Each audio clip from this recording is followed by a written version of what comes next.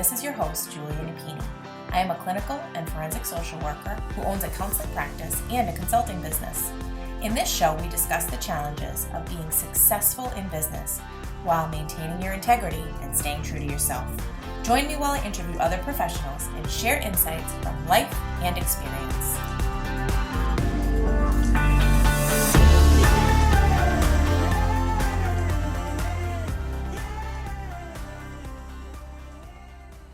Let's talk about RingRx, our latest sponsor. RingRx is a high-quality, HIPAA-compliant telephone, text, and fax communications platform. They provide seamless, cost-effective communications for behavioral therapists, medical practices, hospitals, and other healthcare providers. RingRx is designed for modern healthcare environments. They offer customizable features like a phone app, automated patient outreach, voicemail, after-hours call routing, and top-quality desk phones. Try RingRx for free today at ringrx.com.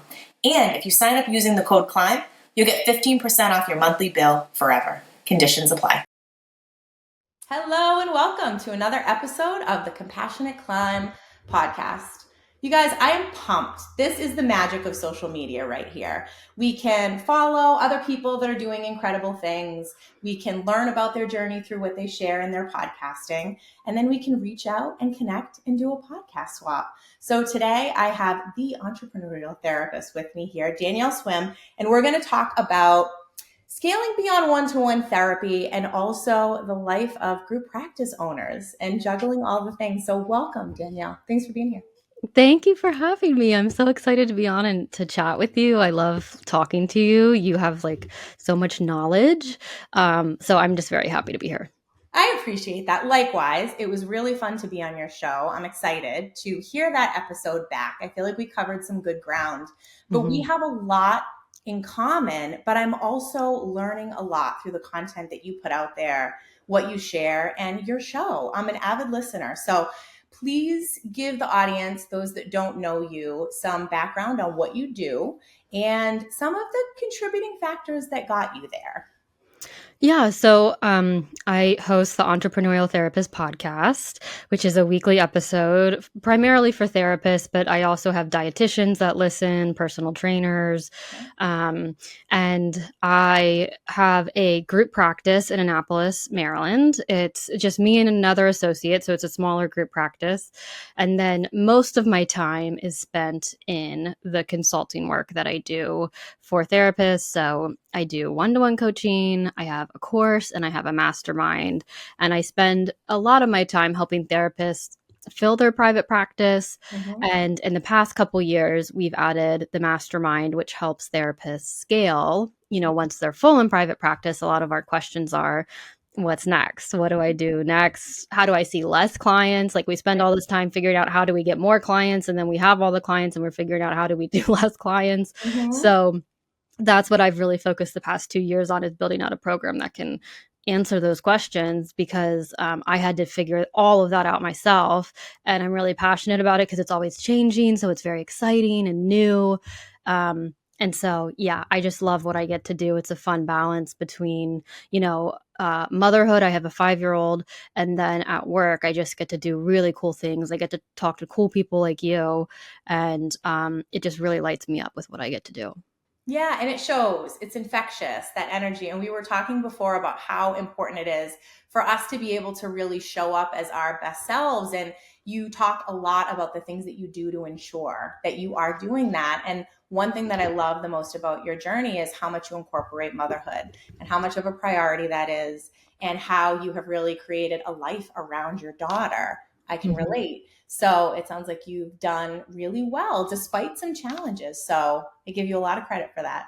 Thanks. Yeah. And I for me, I have one child. I have a 5-year-old girl, and it's I don't know if I'm going to have more or not. And so, if I only have one, I want to experience everything I can experience with her. And it's just so cool that I'm self-employed and able to create my own schedule. There's pros and cons to it, but I am able to I went sledding with her before I hopped on here with you. And to be able to do that it's such a blessing. It really is. And I have more of an appreciation for that now than ever. So To start off, I would love if you would provide a timeline, just so the listeners get an idea of when scaling became a focal point for you. So when you started your practice, when you added the associate, and then where scaling fit into the mix. Yes. So I started my private practice and I wasn't full yet when I got pregnant with my daughter. Mm-hmm. And that is really the first time that I realized, like, oh, this is a problem that I'm only getting paid when I'm sitting in session. I had really bad morning sickness for like 17 weeks, and it was hard to see back-to-back people. Mm-hmm. I was literally getting sick in my office, and it was just a whirlwind. And I remember thinking then, if I had additional revenue streams, this would be so helpful, because then I could work at 9 a.m. if I feel good and not work at 2 p.m. if I'm feeling sick again. Like, I remember being like, I need this flexibility. And I'm Mm-hmm. someone who really focuses on freedom, like hyper fixates on it. And so that was the first time. I didn't do much then about it. But later on, after I had my daughter, I came back from maternity leave. That's when I hired my first associate Mm-hmm. for my practice, and I expanded that way. I had started the Instagram account Entrepreneurial Therapist around 2019, 2018. I didn't take it really super serious until probably 2020. And that was when I remember doing a story and just saying, hey, I'm going to help some therapists that are in private practice. DM me if you're interested. And I got flooded with DMs, and I only had maybe 1,500 followers, you know. But I had shown up for years before I had, really asked for any kind of, for them to work with me. So I had shown up a lot and giving, and building a pretty loyal community. It was small but mighty. Mm-hmm. And that's when that started. And I was like, oh, I really like this. Let me see if I can actually help therapists, though. Let me make sure what I can do is actually gonna work and translate, and see, let me see if it does light me up like I think it would. And from there, coaching people, I started to build out the curriculum for my course. Mm-hmm. And that was in 2020, when I took one summer, and I really built out the Practice Accelerator, which is Mm-hmm. still open and enrolling people today. And I really bet on myself. So some people don't know this, but I actually enrolled in an online course that summer. It was like $3,000 or $5,000, which was a ton of money for me then, like a Wow. ton. And I didn't have the money Mm-hmm. to enroll in it, but it taught me how to build an online course. And I was like, I can make those first few payments, but I can't make the rest unless I start selling this course and build it.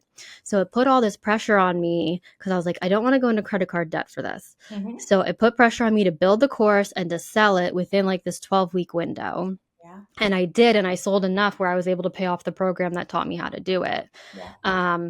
But I work well under that kind of pressure. Okay. And so it really helped me to do that. And from there, I was just able to focus on scaling, Mm-hmm. and it's been many years. We're in 2025 now. So it wasn't an overnight success by any means, Right. but through trial and error and really figuring out what my audience likes, and how I'm able to work, I was able to continue to build from there. Mm-hmm. I love that. So I think the framework is so helpful because so many of us just want those steps. So what do I do first? And then what do I do Mhm. next? And everybody's journey is so unique. And even Mhm. though I feel like there can be a few foundational steps that are helpful across the board, it really is helpful to hear that backstory. And I appreciate so much what you shared about that investment and banking on yourself and working well under pressure, because those are things that are unique to you and your story. And we're not necessarily broadcasting that for people that see the success in the end product and how well your course has gone and how Right. you're continuing to enroll now. Mhm. So it is really helpful to put it in context. So I'm curious, with all of these options out there, and more so now than ever, consultants and courses and programs, I find it to be really difficult to find the right ones and what sets them each apart. So Yeah. share with the audience what is unique to your course and mastermind, and how you kind of authentically show up, and the feedback that you've gotten from your audience that has helped it to be as successful as it is. Yeah, and I want to speak to any therapists that might be listening to this, or course creators that are like, I have to be so different to be able to do this. And I work with therapists who will say the same to me, like, but how am I going to be different than so and so, And the truth is, your personality is different. And so I struggled with that a lot. Like, there were already a few people doing what I was doing. Now there's a lot. But I remember thinking, like, how am I going to be different and better than them? Like, how am I going to do that? And really, I just tried to put the blinders on and just stay really authentic to who I am, because my personality is so different than other people's. And so that is going to resonate with the people that are supposed to work with me. Like, they're going to be attracted to that. So I don't have to do much now. So that's coming from like the very authentic place. So I care very much about people. It is actually hard for me to work in group settings sometimes, because I will like want to spend more time with you one-on-one, and I'll think about like, your mom just had surgery, how is she doing? Like, that's just how I operate, where other people can kind of remove themselves. I'm very people, like a deep intimate connection with people is what lights me up. So the feedback I've gotten from like my students and the people who have gone through my mastermind is that connection that they get with me. And it depends on what program, how much connection we can get, but I genuinely do care about their success. And honestly, that does separate me from a lot of people. Yes. You know, other people are focused on top line revenue and profit. And trust me, I am spending time on those things as well. But if you're not getting results, then what's the point of me doing anything that I'm doing? And really caring about that is important. Now, the last piece I want to add to that is I also am extremely competitive. So I want, if you, and you can ask the people on my team, like, if you're going to go through my program, I'm constantly meeting with the people on my team. How can we make this the best course that there is out there? How are we going to do every detail of it better than anybody else does? From the experience of registering, from the experience of graduating, like, I'm honing in on these details to make us different in that way. Mm-hmm. Wow. Okay, so a lot there. I think even just listening to your podcast, I can see how a lot of that shows through. So what you're describing, and all of which I can relate to because I feel that I'm very similar in how I show up in this work, is you're right, exactly what sets you apart. And I think it's so important for people to hear that we can very much get in our heads and compete and compare. And it sounds like you're really in competition ultimately with yourself. It's Right. like you care about the feedback and the participants that are investing in your program. And maybe, like you said, you put the blinders on, and then maybe you open it up from what it sounds like to kind of where it stands. But you keep it kind of very focused and centralized during that time. That's awesome. So I'm curious about the mastermind. Is that in conjunction to the course or completely separate? It's completely separate. So the course is for therapists who are looking to fill their private practice, and then the mastermind is once you're full, how are you going to scale beyond one-to-one? So we have a group practice track, and we have like a creator track where you can pick which track you're on, and the creator track really focuses on course creators, brand deals. If you want to do your own group coaching, a lot of therapists are looking at becoming coaches themselves.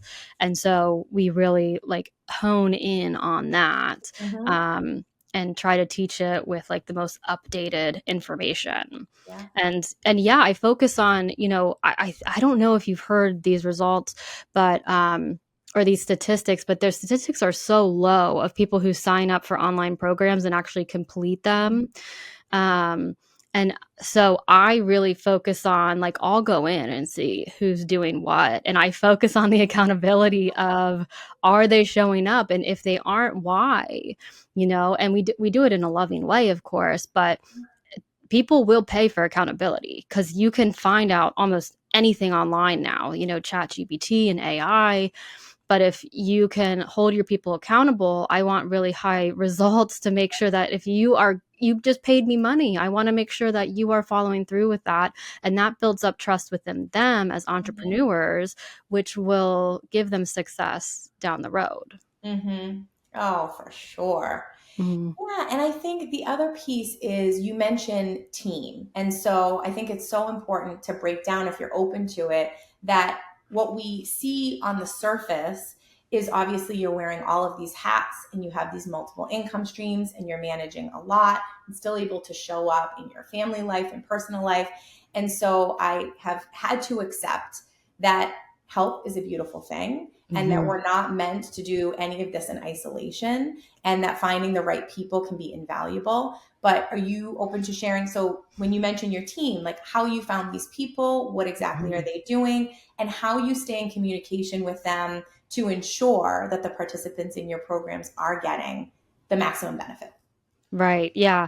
And I will say in 2025, I'm focused on expanding my team. So Okay. I'll go over what I have, and it's not Mhm. enough. And I know that very well.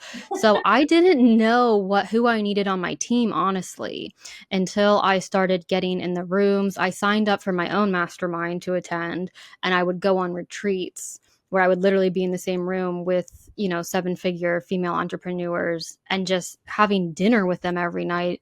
They would talk about, oh, they have an online business manager. And I'm like, what's that? I don't even know what an OBM is.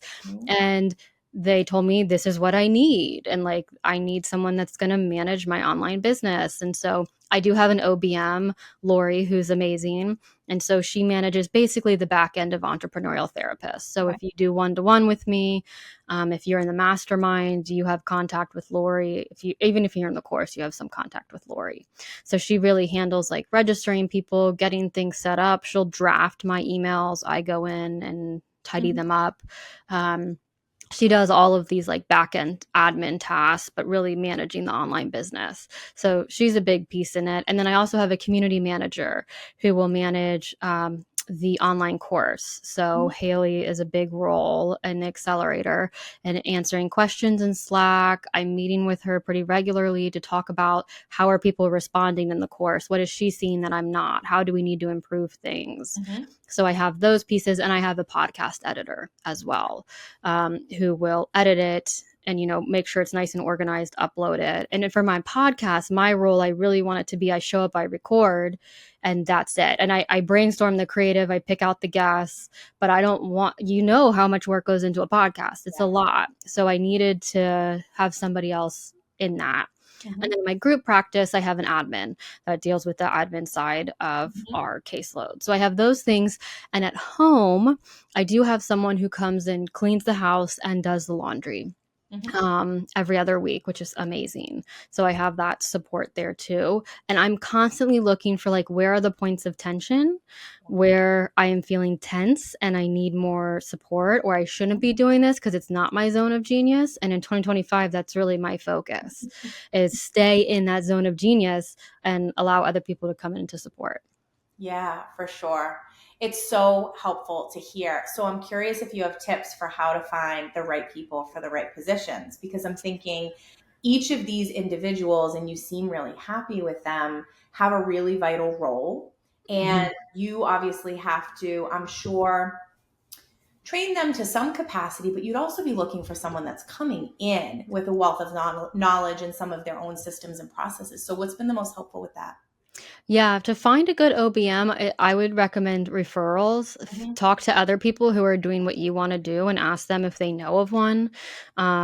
So that's a good place to start. And then if you are a creator and you're looking for a community manager, look for people who have graduated from your program that were superstars, and see if they want to then have a role in continuing to grow it, because then they know the program already. They've already gone through it. They already know you already know them.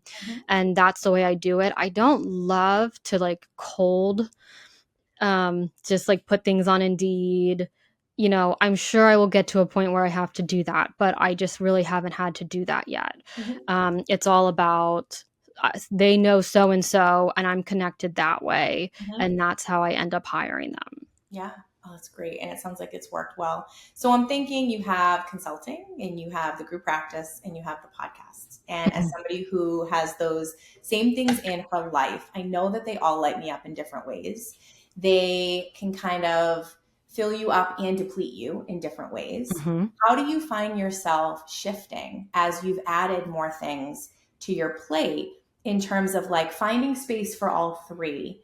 But also, do you find pulled in one direction more so than the others?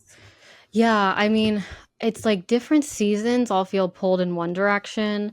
And I've definitely experienced burnout more than once. And so I have to always be careful because I am so passionate, but then I'll take on more than I can actually handle and then burn out because of it.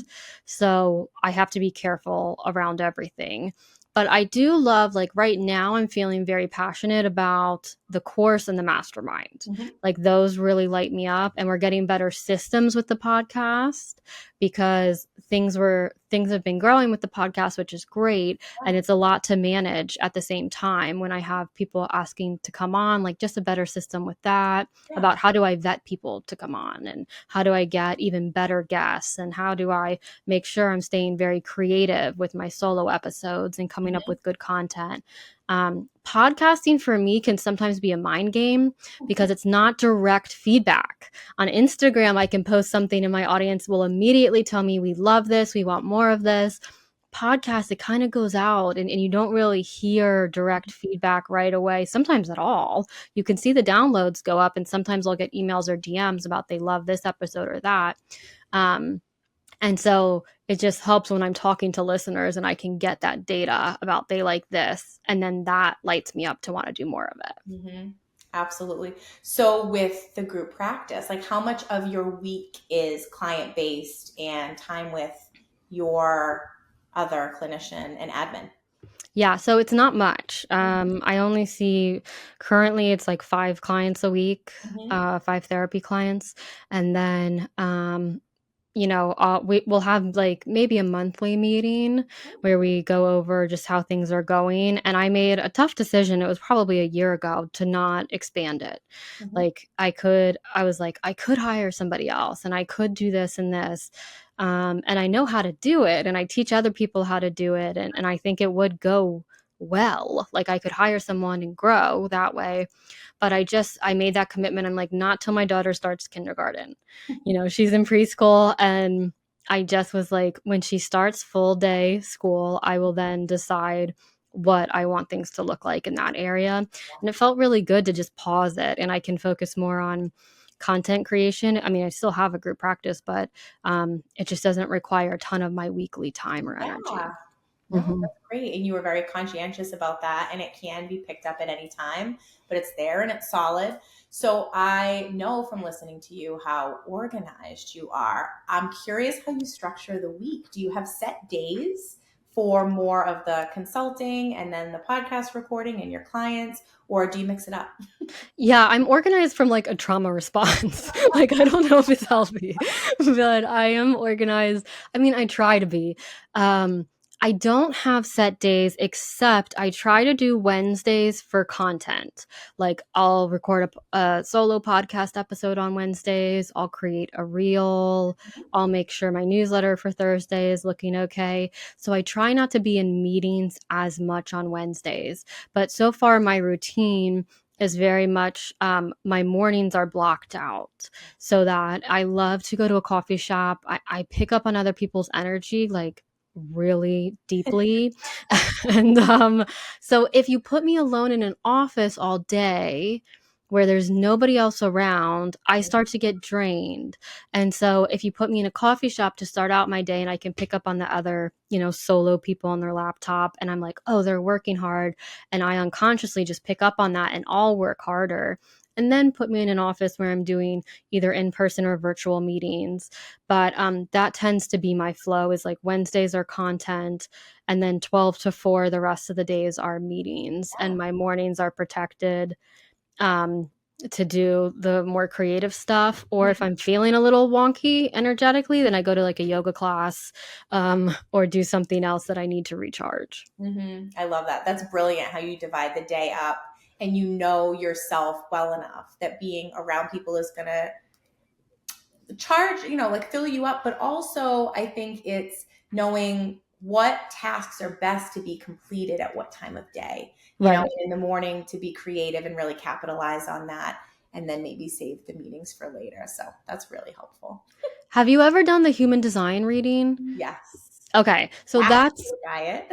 Yeah, and I still don't understand all of it, but, like, So I it's under more information than I ever would have imagined. Yes, it's a lot. I Becca posted mine, and, it was brilliant, and it just helped me understand, she's like, "You pick up on other people's energy, like, Mhm. it penetrates through your system, and that's why you're feeling drained, like, you can't work like some other people can." And so it just really helped me understand how I need to structure things to fill up my energy throughout the week. Mhm.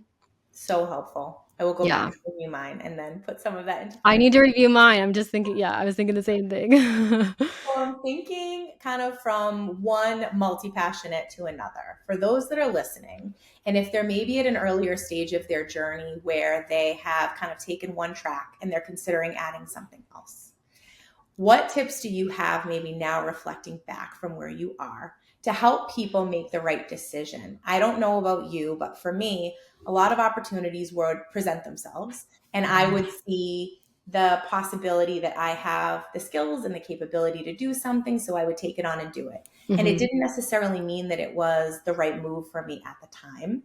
And so then I wound up with all of these things in this full plate. And going back, I know how I may have done things differently and what I'm doing now. How about for you? Yeah, yeah, and I know you have a large team, Mm. like, you have a big group practice, and so I've never had a large team, but I will say, I think the thing that held me back holds a lot of other people back, and that was the fear of being seen. Like, it was hard to put myself out there on social media. It's hard to put myself out there on a podcast sometimes to talk about everything I talk about, because I'm kind of an open book. And so I think, like, when people are like, "Oh, should I do this or that?" You really have to be seen more, whether it's in your community or online. But if we're talking about you need to be seen more online, that can be such a mind game, I think, especially for women, because we're expected to look a certain way and then act a certain way. And there's just so much that's triggered by putting ourselves out there. And I think it stops so many people more than anything else. And so it's like the fear of being seen holds us back more than anything. And for me, if I didn't overcome that, I wouldn't have anything that we've talked about today. Like, I Mhm. just wouldn't. And so, and the only way I overcame that is like still being scared, but pushing myself a little bit every single day. Like, I was scared to go live on Instagram, so I went live on Instagram every week for like 4 months if you go scroll back in my feed. And it wasn't for the analytics. It didn't really grow my audience, but I did it cuz I was scared to do it. And Mhm. now I can go live, like I'm going live later today, and I can do a good job. It doesn't really scare me anymore. So it's like wherever you're feeling scared, I would actually lean into that more, because it's going to grow and become an area of strength as you're scaling your practice in whatever way you do. Great advice. It makes me think, in particular, on social media, as a woman, with all the things that you mentioned, as you're putting yourself out there more and you are being seen because you know that that's the avenue to get ultimately where you want to be. How do you handle mixed feedback and that exposure? And I'm sure people that aren't necessarily always coming at their comments with the same intention as you putting that content out there. Right. I'm pretty lucky. I don't get negative comments that often, but I Mhm. definitely do get them sometimes. It tends to be when a reel goes viral or if I talk anything about money. Some therapists don't like that at all. And so I know I'll get comments there. And Mhm. I the best way I've learned to handle it is someone told me in the beginning, like in 2020 when I took that course, their rule was it was like delete and block if it was just a troll. Like, you don't engage, do not engage in trolls. Like, I just remember hearing that over and over again. So if it's something that I know is just trolling, like it doesn't even make sense, they obviously don't know me, they're very triggered, I will delete the comment and block. Um, and I think not engaging with it is the best way to do it. But then I got to figure out, am I taking this on or not? Most of the time I can like screenshot it and I send it to my sister who gets like extremely angry, and it makes me happy. And then I can like move on with my day. Um, and then other times it will get to me sometimes. and I'll be like, oh man, like, did I say that wrong? Or was this person right? But for the most part, I've been pretty lucky. But if I do, like, I had a reel go viral a few months ago. It was going viral, and sometimes when that happens, it starts to pick up a lot of negative comments. Um, and I just turned commenting off. Like, it was like 9 p.m. and I was like, for my own mental sanity, I'm just turning comments off, which means it's not going to continue to pick up. But it protects my peace, which, is the most valuable thing I have. So protect your peace over everything, and have a group that you can turn to. I have a lot of female entrepreneur friends who get it, who get the mean comments. People will come after you, and I can talk to them about it. So don't stay in a silo. Be with other people who also understand it. Yes. Oh, that's so helpful. So as we wrap up, what is one major takeaway that you would love for those listening to still be thinking about after this episode is over? Yeah, if you have listened this far in, I would guess that you are considering scaling, or you have already scaled.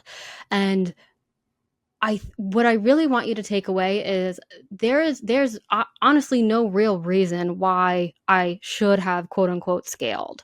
Like, I had so many reasons to just stay in private practice, to just see my clients, to never show up online, to never start a podcast, to never go into group practice, and to kind of play small in my mind, and to continue doing that.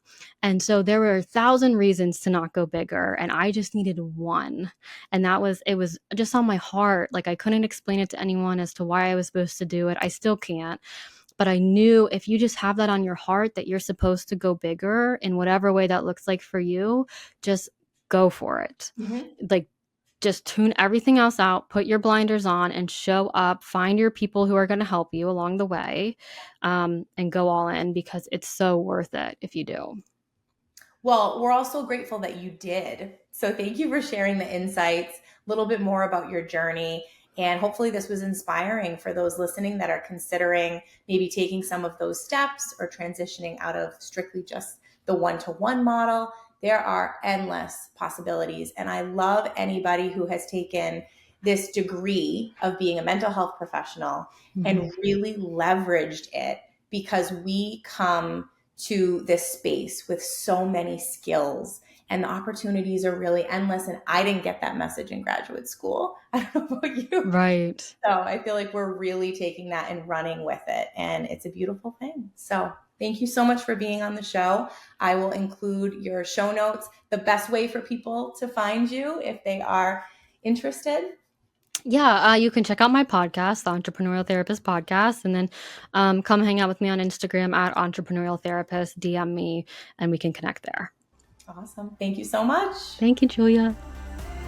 If you like what you're hearing, please rate and review. This will help others find us and benefit as well. The Compassionate Climb podcast represents the opinions of Julia Napini and her guests. The information provided is intended for educational purposes only and should not be taken as legal advice. If that is what you are seeking, please consult an attorney.